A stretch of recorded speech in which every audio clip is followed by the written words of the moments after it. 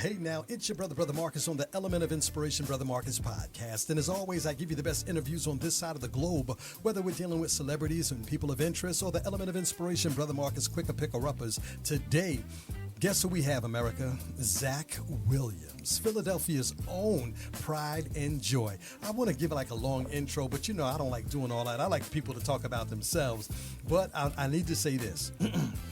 ZaK Williams is definitely a positive individual. He is definitely an inspirational individual who has encouraged many people all around. He's also been multiple Stella Award nominated. How about that? Have you been nominated, y'all?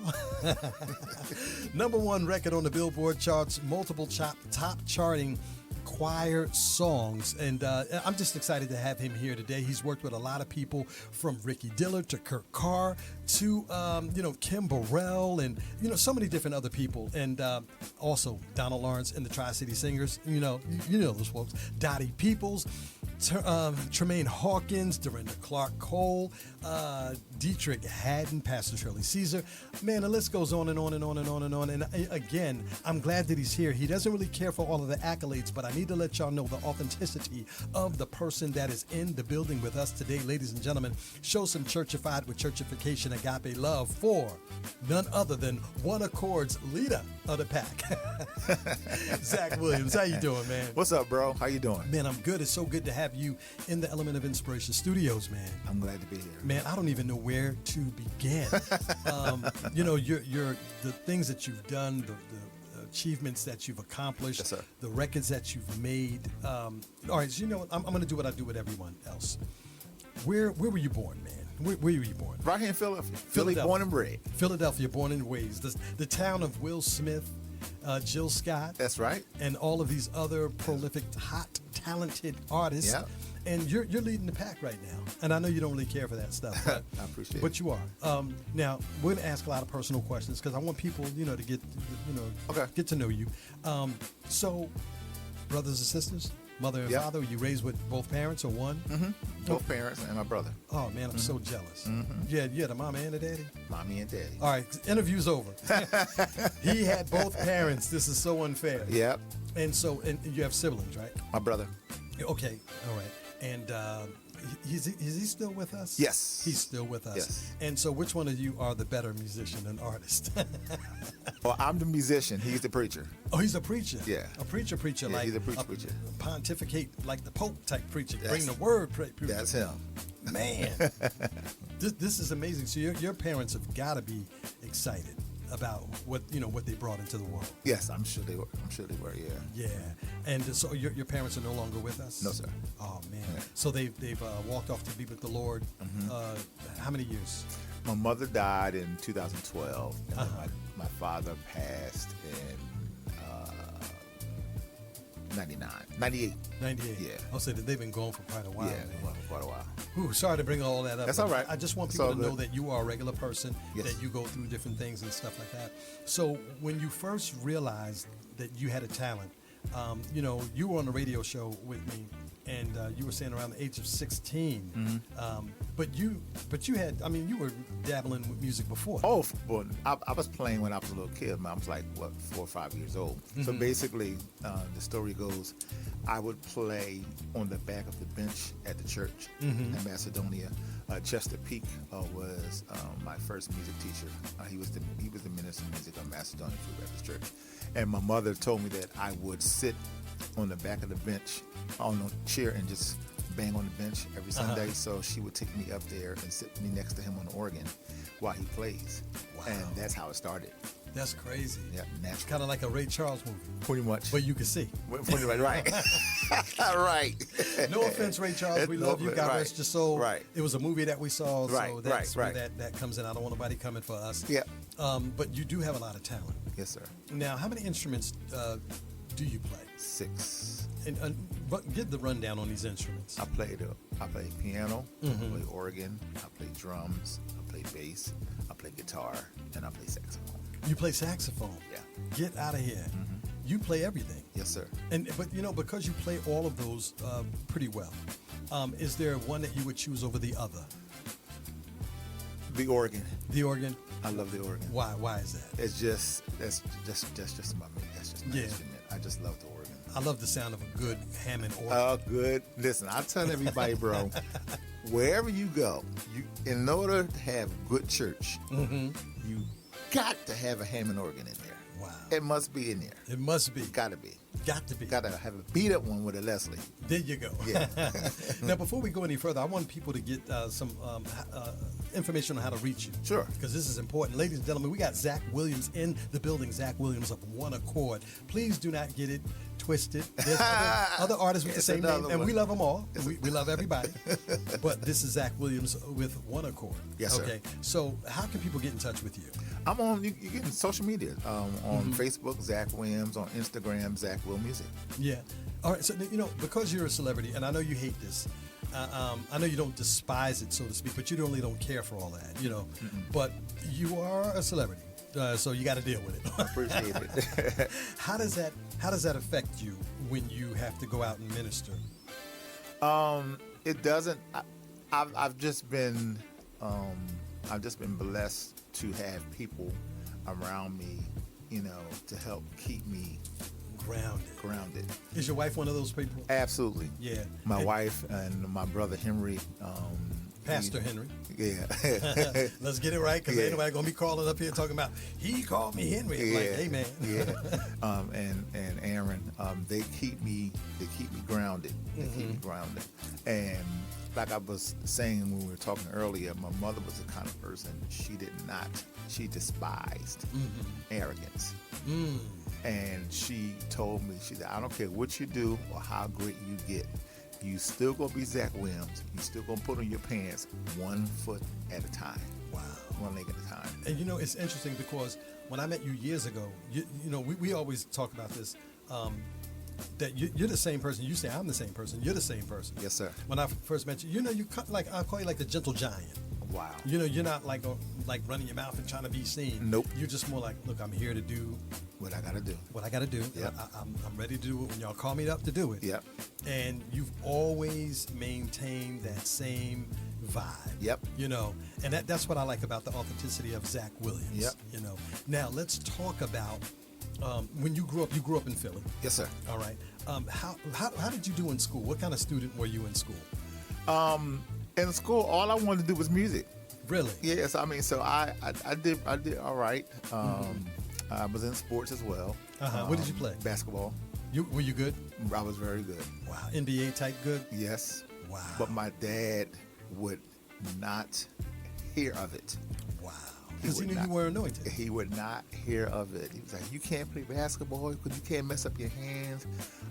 Growing up, we had I had like different trophies all over the house playing basketball. I really could have been a basketball player. Yeah. Really could have, but my dad was not hearing it. All he wanted me to do was play that piano.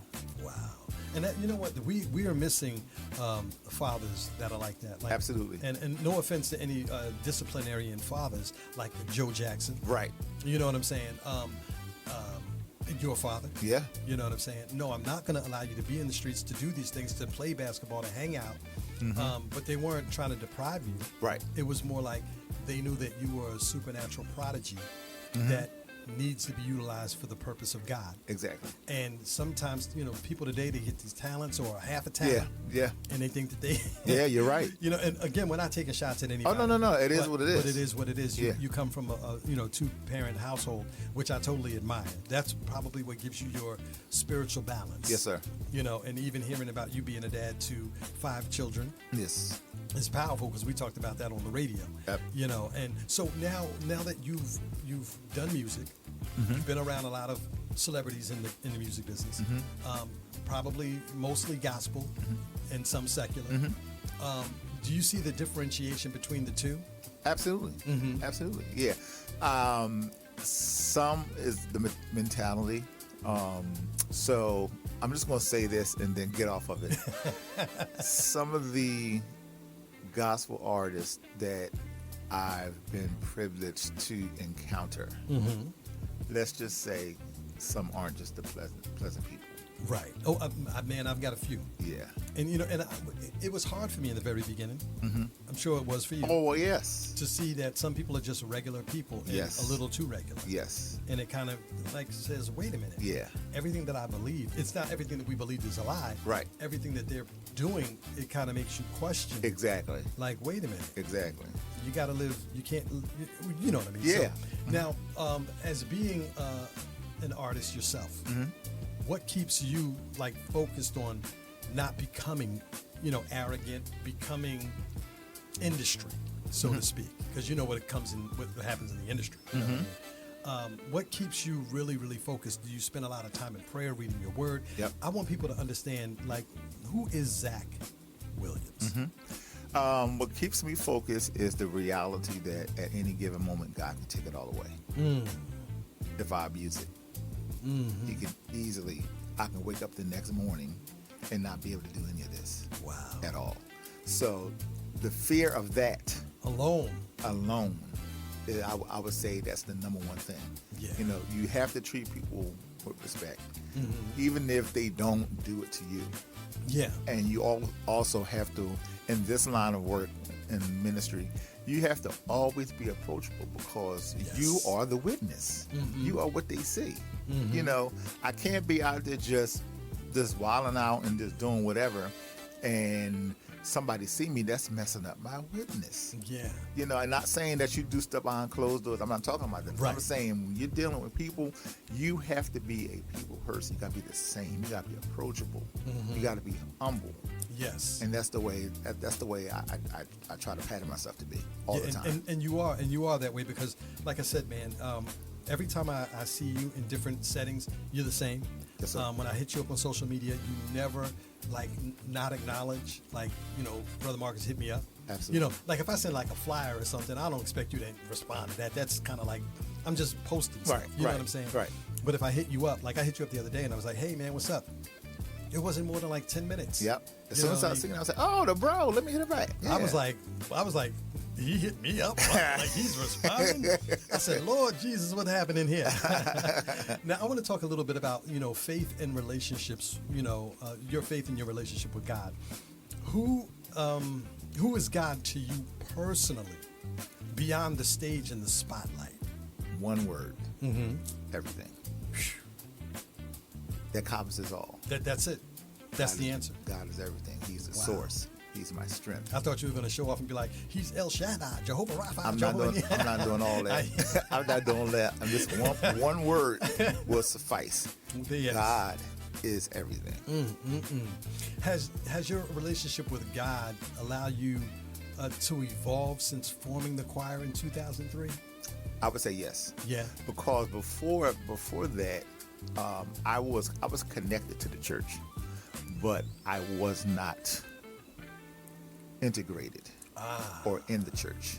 There you go. You know what I'm saying? So when I was younger, I was a musician. So I was doing what musicians do. Women and money. There you go. I'm so glad that you're, ladies and gentlemen, we got ZaK Williams here, One Accord, being open and honest. And this is why I love you, bro. Appreciate it. Somebody needs to hear this. Yeah. Doing what musicians do. Yeah. And we know what most of them do. And what is that? Women and money. Yeah, it's all about the women. It's all about the money. What changed that perspective for you? I just had to have a come to Jesus moment with myself to understand that this talent that you have is God given. Yes, I went to school, but I went to school later. I didn't go to school to learn how to play. Yeah. This is a gift that God gave me. So the biggest way to dishonor that is to do everything else that he does not, approve of or agree with. So I wanted to make sure that my walk and my witness was right. Yeah, because that's a big deal. Yeah. And all of us along the way, we've struggled. We have some issues. We all do. Man. I mess up all the time. But when I mess up, guess what? I get right back up and keep going because that's what life is. Yeah. Yeah, we make mistakes. Yeah. Donnie McClurkin said it best. Yeah. We fall down. And you get right back up. Get back up again. Absolutely. And sometimes people, they always try to hold you to the, They do. I remember what you did last They summer do. or last year or 30 years ago. They do. They do. And so how do you navigate through that when, somebody says, I remember ZaK Williams, he used to do this, you know, and that you're like, you know. 4 words. Yes. Look at me now. Oh. Okay. I did that, but look at me now. I have 3 words. I don't care. See, there you go. Oh, man. We're going to switch gears a little bit because Okay. I want to talk about trials, struggles, and growth. Okay. Sure. What was one of the hardest seasons that you faced as being a choir director? 2. 2012, December the 12th, my mother went home to be with the Lord. Oh, man. When she closed her eyes, when she passed away, that rocked me to my core to the point where I was ready to walk away from what I love. Yeah. Because my mother, when my father passed, that was one thing. But when you lose your mother, it's a completely, entirely different situation. Yeah. So when mommy passed, you know, it really, really, really broke me down. Yeah. And I fell into a state of depression. I did. You know, I was married. I didn't want anything to do with Christmas. I didn't want anything to do with Thanksgiving. Yeah. I didn't want anything to do with nothing. You know, I even, you know, took a break from the choir. I didn't want to do that. I didn't want to do anything because I just could not understand why. Yeah. Why. So we were talking earlier about my influences, Dr. Bobby Jones. Yes. And his music director, Derek Lee. I was connected to them during this time. And I was talking to Derek, called me one day. He was also not too long ago went home to be with the Lord. Oh, man. He called me one day and he said, you know what? The biggest way that you can dishonor your mother's memory and legacy is to stop doing what she prayed for you to do. And that stuck with me. That stuck with me. So I got back up and started doing the choir again. Years later, the next thing I would say would be me being diagnosed with cancer. Wow. Because when that happened, when you hear the word cancer, I'm sure the very first thing that you think is death. Yes. Because when they told me I had cancer, that's all that I was thinking. Like, the doctor kept talking, but all I kept hearing was, this is it, ZaK. This is it. And for me, I had all this other stuff going on at that time, and I'm thinking, it's no way that it can end like this. Yeah. There's no way. So I would say those 2 would be. Man. Yeah. So, we're going to get a little more personal. Sure. Come on. The first thing when they said, the doctor said, you know, you have, you know, cancer.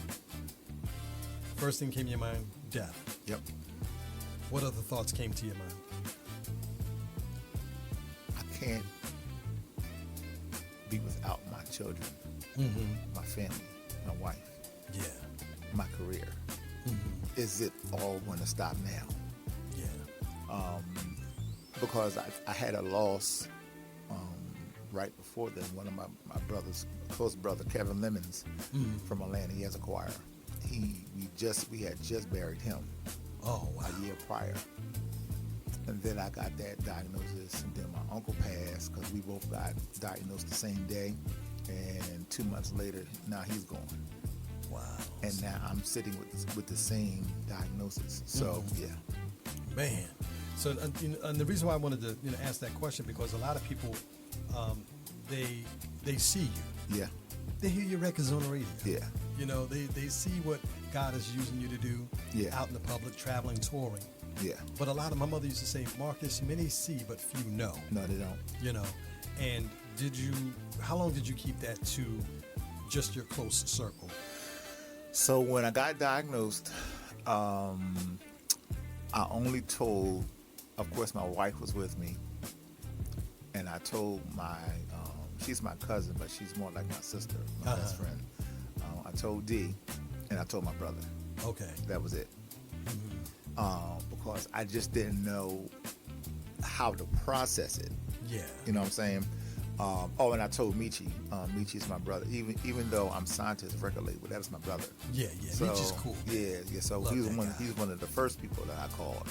And that awkward silence that we had on the phone when I told him, I mean, we laugh about it now. I was like, hello? And he just wouldn't say anything. But anyway. Like that new, what's that guy's name? Kwame, right? Yes. Hello? Yeah, exactly. Anybody? exactly. So those are the people that I told. I didn't tell the choir. Mm-hmm. I didn't tell my team. I didn't say anything to anybody. Wow. Because I had to process it myself. Mm-hmm. And then, when I got the diagnosis, this is how God works. I got the diagnosis. Of course, I'm an emotional wreck. So me and my wife walk into my car. My phone rings. I'm waiting for my car to come from the valet service. And Michi calls me and said, yo, he's all excited. Yeah. I was like, first of all, I have nothing to be excited. He said, what's wrong with you? I said, I don't want to talk about that right now. I said, I can't talk. He said, no, I got to tell you. You got to hear this. I said, what's going on? He said, you were nominated for 2 Stellar Awards.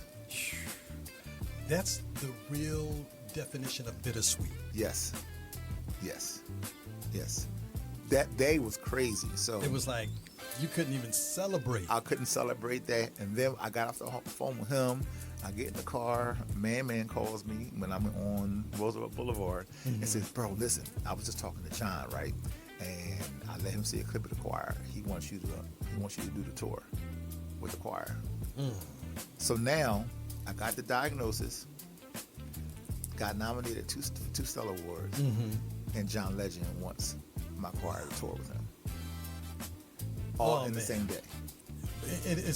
That's all, for me, that's like God saying, don't worry. Yeah. I got you. I didn't see, well, you know what, bro? It's hard to see that, though. At that point, I couldn't look at it through that lens. I know. Trust me. All I was thinking was, I'm not going to be able to enjoy any of that. Right. That's all I was thinking. I was like, all that's going to happen, and I'm going to be gone. That's all I was thinking. Yeah. I'm weird, man. If that, God forbid that, first thing I'm thinking about, who gonna try to highlight my wife? Right. I'm kind of ignorant. Right. I ain't worried about the kids. Right. Who won't be trying to spend my money? Right. Right. But you got through that. Yes. What was the treatments like for you, ladies and gentlemen? Quickly, we are talking to none other than ZaK Williams, and he's being open and honest. Yes, sir. On the Elements of Inspiration show. And so what was that like for you, getting through those? Hard. Yeah, getting through that. Hard.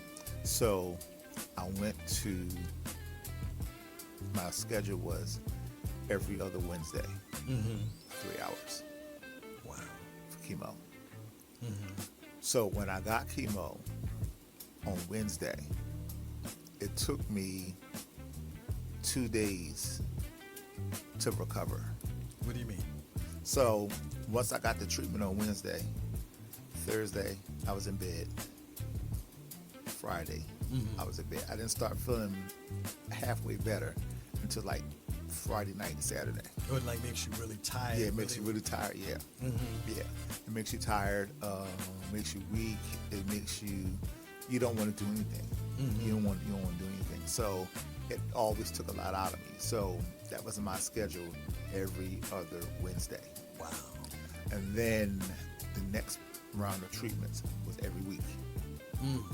Aggressive. Yeah, it was aggressive. So it got worse.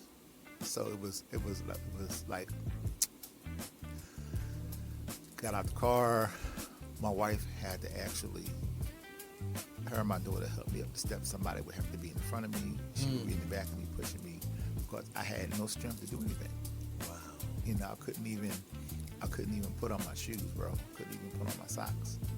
I couldn't even do normal stuff. And then the other thing, it took my appetite.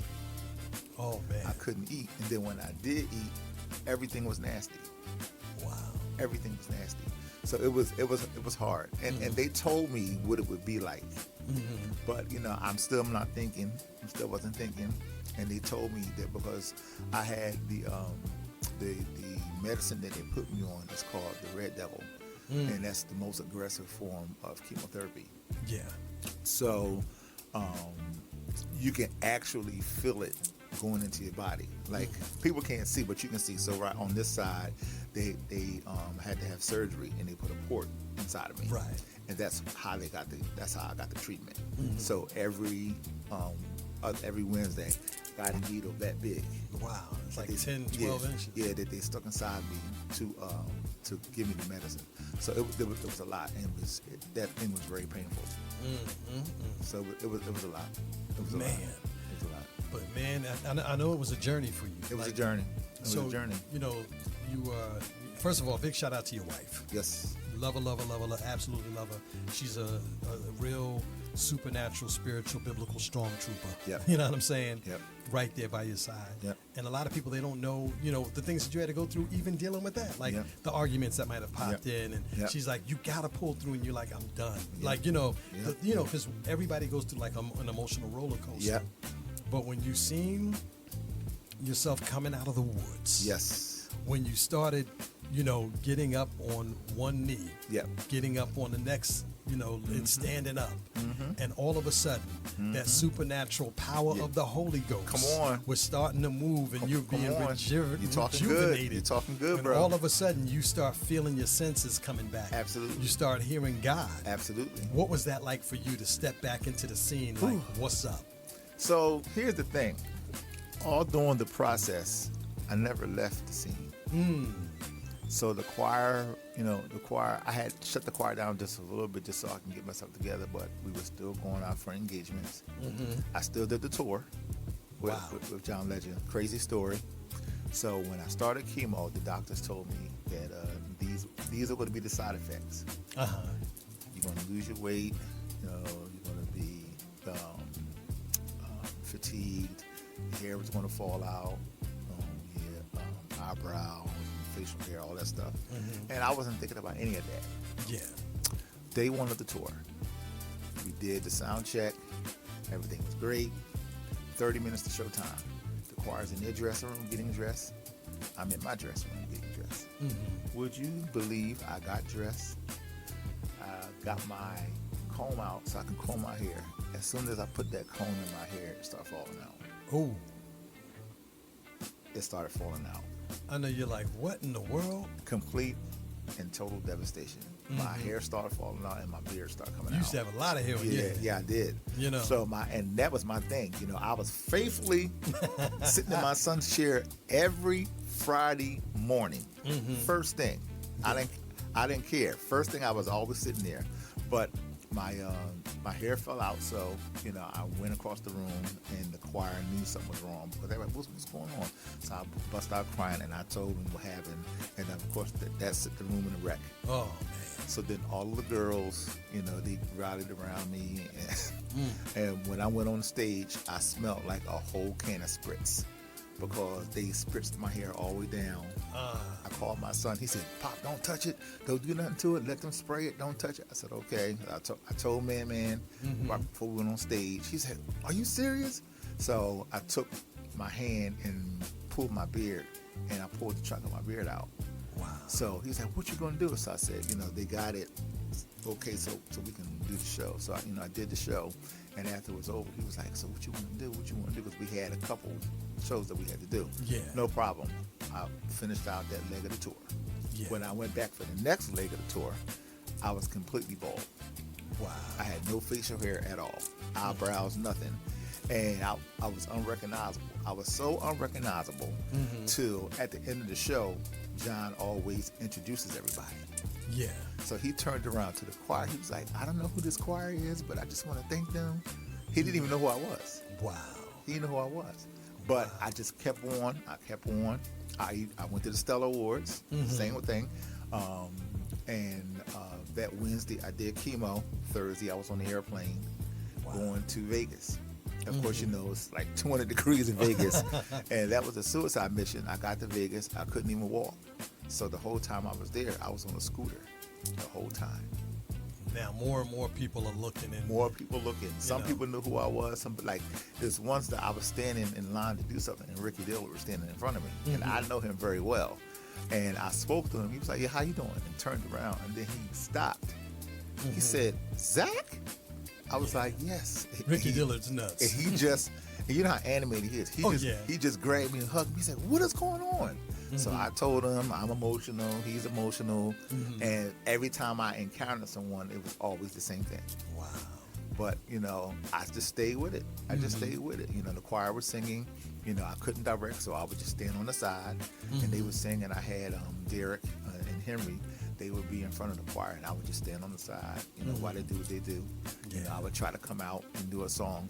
But the whole process, when I got my diagnosis, I told you I was preparing for something big. I was preparing for my 20th anniversary of the choir. Yeah. So I was like, now, Doc, I know I got to have the surgery. I know I got to do chemo.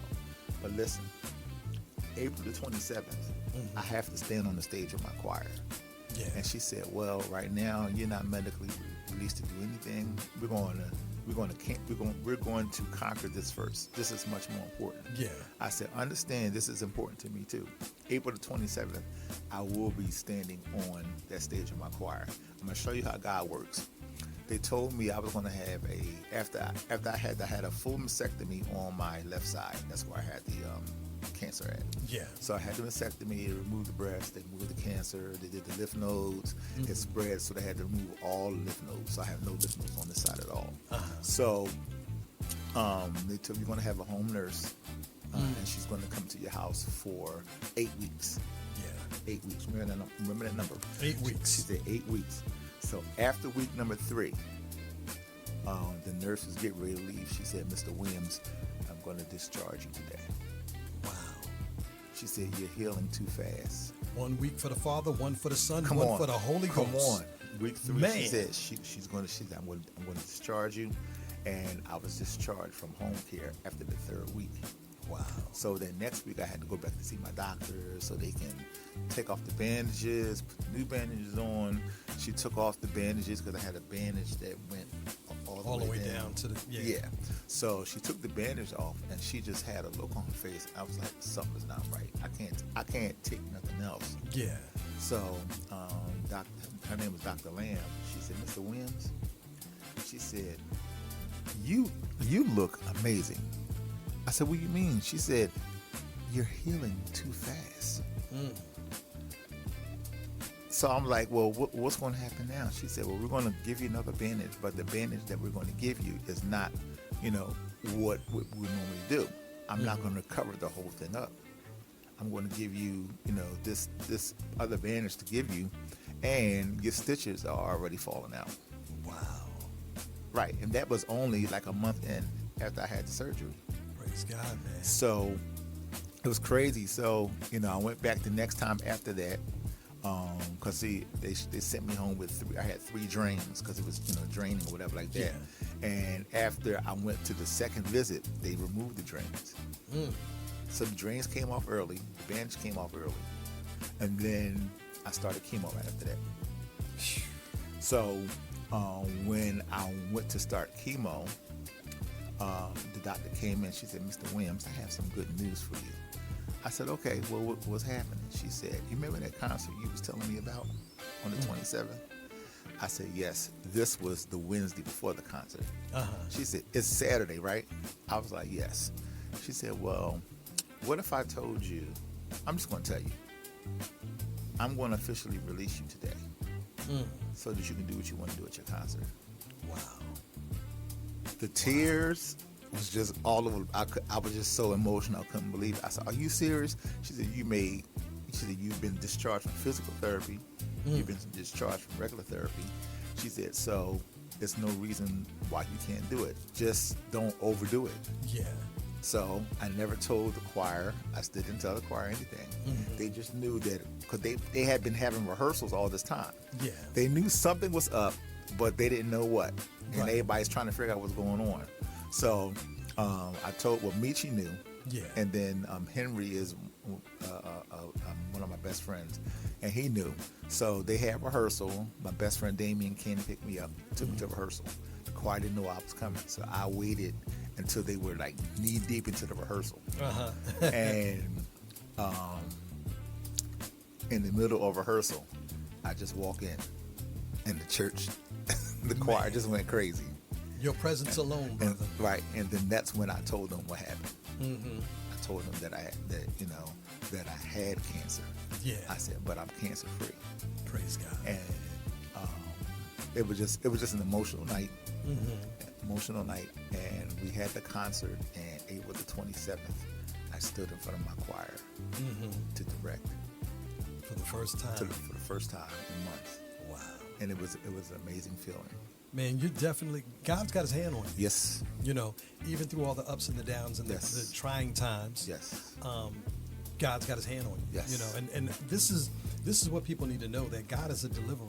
Yep. He is a healer. Yep. And he will, and you know, God will do what he wants to do. Absolutely. But the prayers of the righteous availeth much. And Absolutely. I believe that you had a lot of people praying for you. I did. And you had to get your mind right. Absolutely. Instead of saying, man, it's over, to saying, God, I'm going Absolutely. to keep playing. I'm going to keep serving. I'm going to keep doing. And God's like, all right, I'm giving you a glimpse of what it is. Don't Right. let the crazy stuff Right. make you feel Right. that you're not special, or that you don't belong, or that you're not included in the game. Right. You Right. know? Right. So I tip my hat off to you, man. And wow. Yeah, it's And- crazy. And after all of that, the latest record that you have out, Yes. let's talk about that. Yep. The latest record. Yep. So I recorded this record November 2020. This is 24. Yeah, November 2024 at the Prince of Peace Baptist Church in Philly, down in North Philly. That's where the recording was. And I called it Revisited. And basically what I did was, on this particular project, I revisited some of my older songs, because I had my first project that I'm celebrating this weekend. It didn't have any kind of distribution. It had no kind of push. It had no kind of radio. Yeah. So I had like a bank of songs that people have never heard. Yeah. So I wanted to highlight that. So I put some of those songs on this project. I put five of those songs on this project, and then 5 new songs. Okay. That's how we get this record revisited project. Go and get that record revisited, everybody. Yes. And download it. Please. Yeah, and the record label that you're with is EMG, Enon Music Group. Enon Music Group. Doctor, greater than a deacon, Pastor Waller. Right. You know, I always share this story about Dr. Waller. He had a cousin named Victor Waller, God rest his soul. Yes. And many, many moons ago, Victor Waller used to manage me when I was 18 years old. Wow, really? Yeah, when I was 19, I think. Yeah, I had signed a contract with him. He had a company called Growth Management. Wow. Yeah, so we go back like 40-something years. Wow. A lot of years. Wow. And so when I see, Pastor Wilder, that's the story, you know what I mean? When I met Michi, I'm like, I'm connected to y'all. Y'all keep on playing. Right. I might not be, the greatest singer in America, but I used to be, connected to them. Because I used to be a rap artist. Yeah, so, I remember. Mm-hmm. Back in the day, man. Yeah. Back in the day. But I'm so glad that God is bringing you out. Absolutely. And allowing to, display you and say, this is what I've done. Yes. And because you have a humble heart, you're open, you're honest. Yes. And that's what I really enjoy about you. Appreciate that. About you. Recording artist. Yes, sir. Musician. Yes, sir. Not magician, musician. And you also have a radio show. Yes, sir. Let's talk about it, man. Sure. It's called the Choir Storm Radio Show. Wow. And it's all choir related. I play nothing but choir music. I promote choirs. I have an hour format. I have a 2-hour format. I have different parts of the show.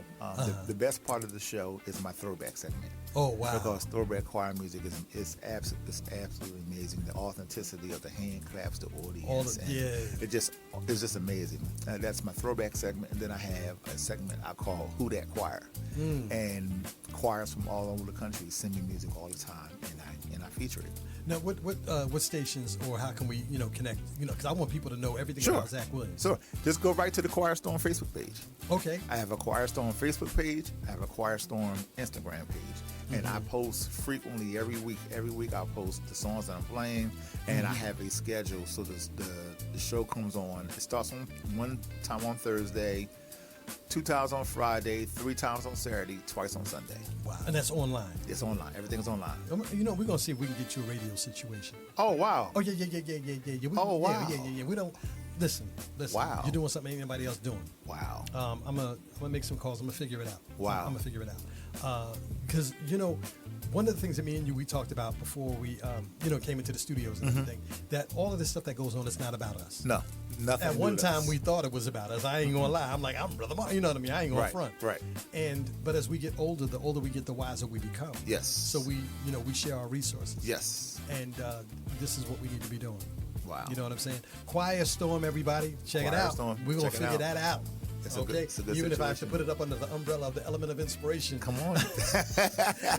I always do my graffiti tag on stuff. Which was the most difficult record for you to record out of all of your music, your vault of music? The Next Chapter. The Next Chapter. Why? Because that was the record right after my mother passed. Oh yeah. So then the even title of the project was very significant. Yeah. Because it was signifying the next chapter of my life. Mm-hmm. Let me ask you, who are you closest to, your mother or your father? I was closest to my mother. Yeah, me too. Yeah. I was closer to my mother because my father wasn't there. But anyway, Yeah, by default. bro, you're crazy.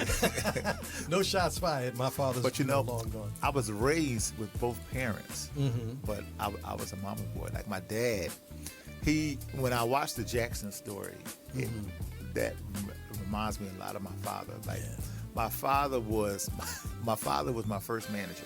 Gotcha. My father would just take me from church to church to church to church. Whenever he met somebody, my son played the piano. You need to have him come play piano at church. He would take me everywhere.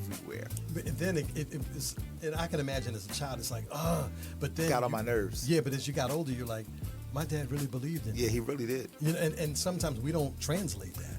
My dad really believed in, and when I got my first keyboard, there was a keyboard that I wanted back in the day. The keyboard was the Yamaha DX7. If you had a DX7, you was doing something. You was it. You was doing something.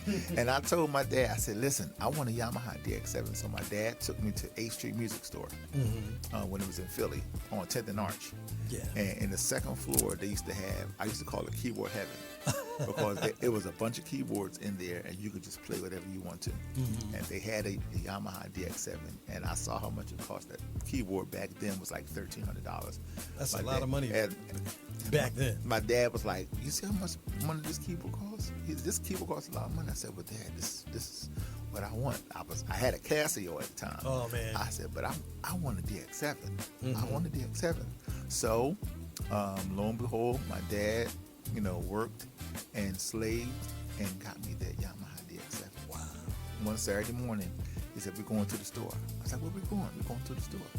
He took me right down there, and he brought me that keyboard. Man, you was the coolest Come kid on the block. You couldn't tell me nothing. But I want to give a big shout out to your father, man. For doing that. Yes. And I say that because I take it personal. Because I remember I asked my father for $150 for a test press. Now I wasn't raised with him and anything, right? And he didn't invest in me.